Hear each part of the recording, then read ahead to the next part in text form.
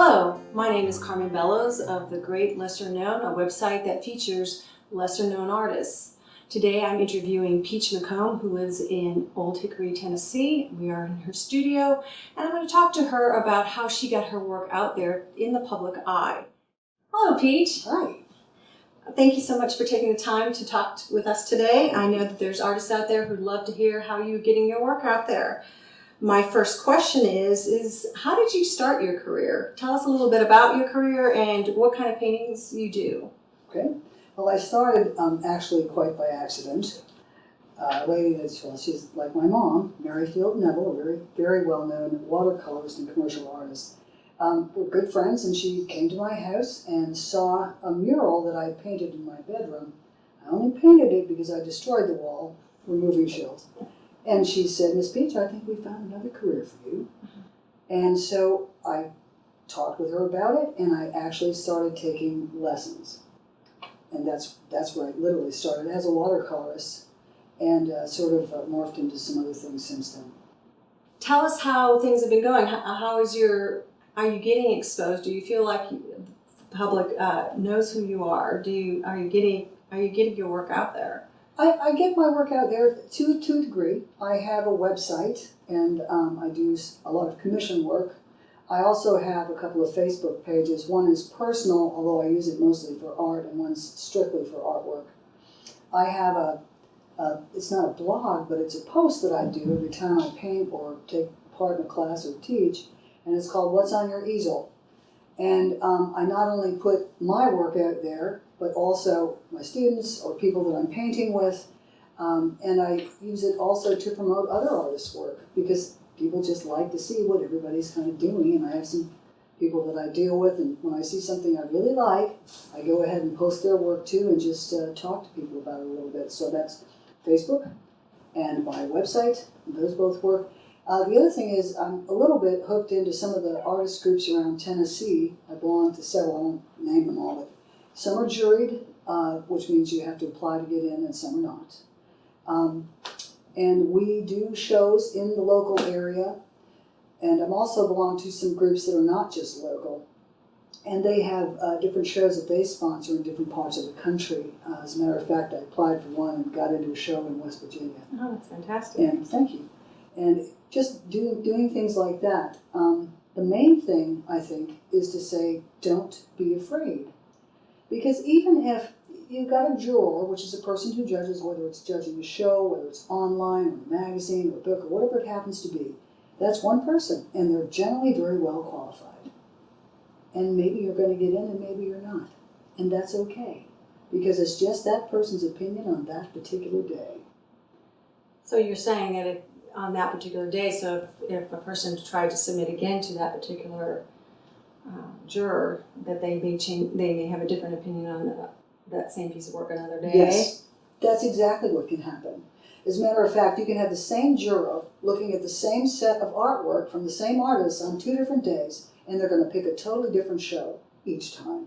It's just one person's opinion, and when I say that, I don't mean to say that the juror doesn't know what they're doing. They do. But don't let your feelings about self-esteem, about your artwork and how well you're doing, any artist shouldn't, be informed by that one person's opinion. Just because you didn't get into that show does not mean it's not a nice piece of work. It just means you didn't get into that one show. Currently, to continue to increase your exposure, you're using social media, obviously, Yes. and I'm sure you're doing a lot of networking as well, because of the different organizations that you belong to. What is your greatest, or what is your most proud moment as an artist? Oh gosh. Well, I don't know.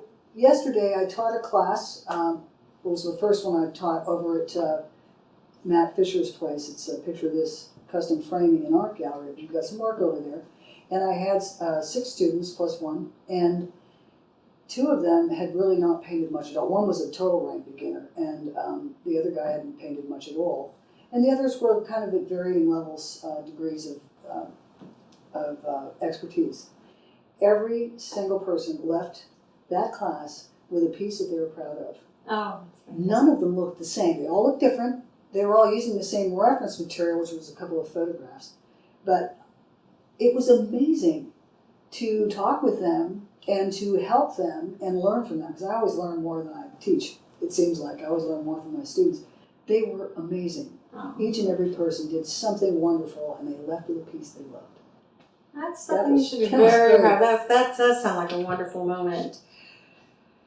And my last question to you, again, thank you for your time today, is what was the hardest step you had to take to launch your career? What was the hardest thing to do?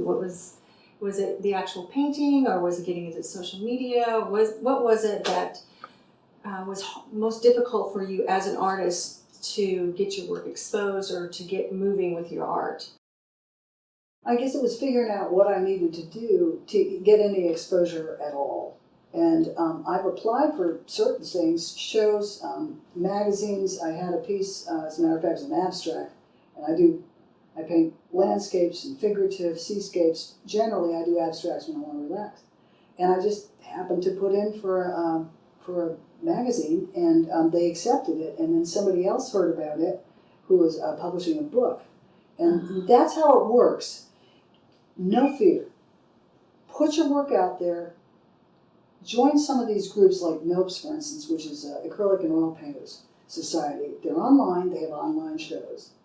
Plein Magazine, they have online shows. And the beauty of that is you don't have to ship the work. You can send the image in, preferably a good image, and they'll go ahead, and if you get into the show, they go ahead and publish it on their website. Oh, that's nice. And there's not expenses involved with that. Well, there's a little bit. I mean, you obviously you have an application fee that you pay, but it's normal. And once you get in, I mean, it's amazing how much exposure you'll get, because I've heard from people from other countries, and just that, liked my work or wanted to talk about artwork and that sort of thing. And it just made a huge difference. You just have to not give up. Just keep trying. And the other thing I think that's really important that helped me a lot was I don't just paint with people that are on whatever level I happen to be. I always paint with people who paint far better than I do. You want to up your game, you paint and you deal and you take classes from people who are a whole lot better than you are, because you're always going to learn something from them, and you're going to be able to take that back and internalize it and use it for your work. You're not copying what they do. You're just learning techniques, and you can take that and use it in your own work. And it takes a while, and you just keep practice all the time, and it just helps. That's what's worked for me anyway, and just mostly not being afraid to apply for things, because what are they going to say? Right. They could say yes.